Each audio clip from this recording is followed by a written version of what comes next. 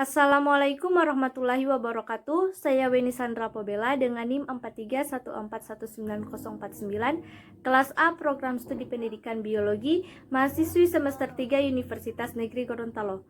Pada video kali ini saya akan mempresentasikan materi struktur reproduksi tumbuhan untuk memenuhi tugas mata kuliah struktur perkembangan tumbuhan 2. Baik, langsung saja kita masuk pada materinya. Baik, langsung saja saya akan mempresentasikan struktur reproduksi tumbuhan. Materi yang pertama yaitu reproduksi pada tumbuhan tingkat tinggi relatif kompleks, melibatkan siklus hidup yang terdiri dari dua fase, yaitu fase sporofit diploid dan fase gametofit haploid. Terdiri dari apa yang disebut fase pergantian generasi. Tubuh menonjol dari pohon angiosperm, semak, tanaman keras, dan semusim serta dari gimnospermae, pakis, Sphenopithece, dan Lycopithece adalah sporofit. Telah berkembang dari sel telur yang dibuahi atau zigot. Gamet yang menyatu untuk membentuk zigot bagaimanapun diproduksi oleh gametofit. Tubuh tumbuhan yang sangat kecil bersifat parasit pada sporofit pada tumbuhan berbiji, tetapi agak lebih besar dan hidup bebas pada pteridofit, atau kecuali pada spesies heterospora di mana gametofit ketika dewasa tetap tinggal setidaknya sebagian di dalam dinding spora tempat mereka berkembang.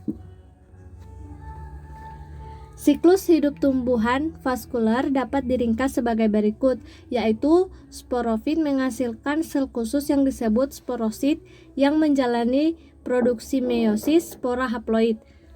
Spora berkecambah untuk membentuk gametofit, di dalamnya gamet diproduksi. Gamet berfungsi untuk membentuk zigot diploid dari mana embrio atau sporofit muda berkembang.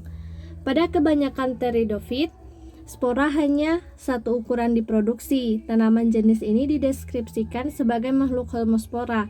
Setiap spora memiliki potensi untuk berkembang menjadi gametofit yang menghasilkan sel telur dan sperma. Sebaliknya, sporofit dari berbagai pteridofit dan semua tumbuhan berbiji menghasilkan spora dengan dua ukuran dengan potensi yang berbeda yang disebut mikrospora dan megaspora. A. Reproduksi di gimnospermae. Meskipun reproduksi pada gimnospermae dan angiospermae pada dasarnya serupa, terdapat beberapa perbedaan utama, termasuk lokasi pada sporofit ovula yang mengandung megasporangia atau di mana megaspora dan akhirnya sel telur diproduksi, dan lokasi dari mikrosporangia di mana mikrospora dan akhirnya butiran serbuk sari dan sperma berkembang. Nah, ini adalah gambar dari megaspora dan mikrospora. Dalam gimnospermae, archegonia bervariasi jumlahnya dari 1 hingga sebanyak 50. Selama perkembangan dan pertumbuhannya, megagametofit memperoleh nutrisi secara simpel melalui plasmodesmata dari jaringan megasporangial yang melingkupinya. Dalam ovula dewasa, pada saat pembuahan, megagametofit ditutup oleh dinding megaspora yang membesar dan lapisan jaringan sporangial yang hancur dan terkompresi yang disebut dinding tapetal. Setelah mikrosporogenesis atau meiosis dan perkembangan spora, mikrospora berkembang menjadi butiran serbuk sari yang merupakan gametofit jantan yang belum matang. Pada saat penyerbukan, setiap butir serbuk sari mengandung dua sel protalial yang mengalami degenerasi, satu sel generatif dan satu sel tabung. Butir serbuk sari menyebar angin, mendarat di tetesan penyerbukan yang menarik kembali dan menarik butiran serbuk sari melalui mikropil dan bersentuhan dengan permukaan megasporangium. Selama pertumbuhan dan perkembangan embrio di dalam benih, sporofit muda memperoleh nutrisi dari produk penyimpanan, terutama lipid dan protein, dalam jaringan megagametofit di mana ia tertutup. Setelah dilepaskan dari kerucut betina, benih dapat berkecambah diikuti pada akhirnya oleh perkembangan sporofit independen. B. Reproduksi dalam angiospermae. Bunga adalah tempat reproduksi seksual angiospermae, meskipun terdiri dari lebih sedikit bagian komponen daripada kerucut kebanyakan gimnospermae. Bagian tersebut biasanya dikelompokkan dalam lingkaran atau spiral dangkal, lebih terspesialisasi dan masing-masing telah berevolusi dengan fungsi tertentu. Bukti dari rekaman fosil menunjukkan bahwa berbagai bagian bunga berevolusi dari daun nenek moyang mereka. Bukti utama untuk kesimpulan ini adalah bentuk dan pola venasi, sepal dan kelopak, dan pada tingkat yang lebih rendah, karpel dan benang sari. Mereka sering mengandung pigmen berwarna cerah yang terkadang memiliki bentuk khusus yang menarik penyerbu. Benang sari yang membentuk lingkaran bunga berikutnya yang lebih distal mungkin juga berasal dari daun. Tetapi bukti dari rekaman fosil yang mendukung kesimpulan ini masih sedikit. Benang sari terdiri dari filamen, biasanya tapi tidak selalu, panjang dan ramping yang berakhir di kepala sari yang berisi biasanya 4 mikrosporangia. Fungsi utamanya adalah produksi butiran serbuk sari yang setelah perkecambahan menghasilkan tabung serbuk sari. Masing-masing berisi 2 sel sperma. Lingkaran terminal dari bagian bunga terdiri dari karpel. Mereka juga dianggap memiliki asal daun. Tetapi detail evolusinya serta beberapa hipotesis mengenai asal-usulnya sangat kontroversial. Meiosis terjadi di 2 bagian bunga yang berbeda, kepala sari dan bakal biji. Pada kepala sari ini, meiosis terjadi pada mikrosporosit atau kadang-kadang juga disebut miosit yang terkandung dalam mikrosporangia, menghasilkan mikrospora. Mikrospora ini berkembang menjadi butiran serbuk sari yang setelah perkecambahan berkembang menjadi gametofit jantan, biasa disebut mikrogametofit. Setiap butir serbuk sari terdiri dari 2 sel, yaitu sel generatif dan inti tabung. Nah, di sini kita bisa lihat ada gambar hubungan sel sperma dengan satu sama lain dan juga inti tabung atau vegetatif. Selanjutnya yaitu meiosis juga terjadi pada megasporosit. Salah satunya terkandung di dalam ovula yang sedang berkembang. Megasporosit tertutup dalam jaringan vegetatif.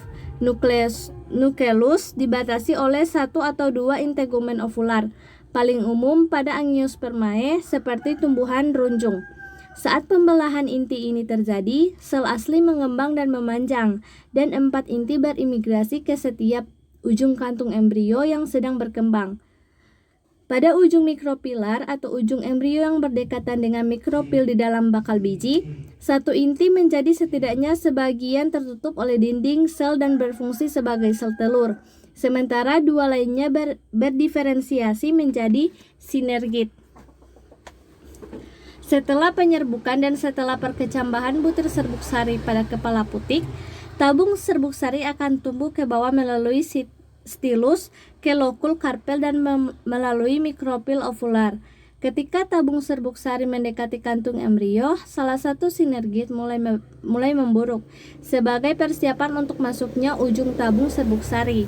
Setelah masuk, 2 sel sperma dilepaskan ke dalam sinergit, membran plasma yang telah hancur.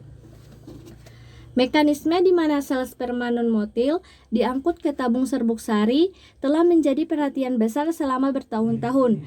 Penelitian terbaru menunjukkan bahwa miosin yang teradsorpsi ke permukaan sel sperma berinteraksi dengan mikrofibril F-aktin yang mendorong pengangkutannya ke dalam tabung serbuk sari. Pada tahapan ini, bakal biji terdiri dari kantung embrio diapit oleh nukleus dan 1 atau 2 integumen. Itu melekat pada dinding karpel oleh tangkai dan funiculus. Setidaknya 1 bundel vaskular primer yang dibedakan dari jaringan provaskular sebelum pembentukan endosperm melayani ovula. Untai ini yang memasuki funiculus dari pembuluh darah di dinding karpel atau kadang-kadang beberapa helai dan cabangnya, meluas ke ujung kalazal dari bakal biji melalui integumen luar. Nah, di samping ini ada gambar mikrograf elektron transmisi sel telur E dan 2 sinergi terkait SY dalam gametofit betina Nicotiana tabacum memperluas dari aparatus Berfiliformis FA Dari salah satu sinergit ke dalam sitoplasma sekitar gametofit adalah haustoria bercabang banyak. Terlihat di sini sebagai area cahaya yang melingkar hingga terbentuk tidak teratur. Inti sel dari integumen P sedangkan aksen plastida F, vakuola, N dengan aksen inti ER, retikulum endoplasma. Batang 5M dari Huang dan Russell.